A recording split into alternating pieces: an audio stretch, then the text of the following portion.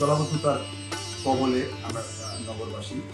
এর কারণ কি? এর কারণ যদি আমি একটা কারণ বলি, সেটা হচ্ছে অপরিকল্পিত কর্মযজ্ঞ বা অপরিকল্পিত নগরায়ন এবং এই নাগরিক সুবিধা বাড়াতে গিয়ে উন্নয়নের নামে যে প্রকৃতির উপর যে অপরিকল্পিত নির্যাতন চালানো হয়েছে, এগুলোর ফলশ্রুতিতেই আজকের এই সংকট। অর্থাৎ আমরা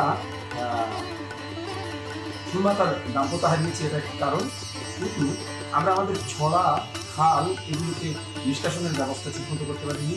আপনি দেখুন এই শহরে, এই নগরে যে পরিমাণ দিঘি, পুকুর, জলাশয় ছিল, তা কিন্তু আজকে সেই পরিমাণ নেই। একদম আমরা সবকিছুই পাল্টে দিয়েছি। প্রকৃতির প্রকৃত রূপ যেটা, সেটা আমরা পাল্টে দিয়েছি।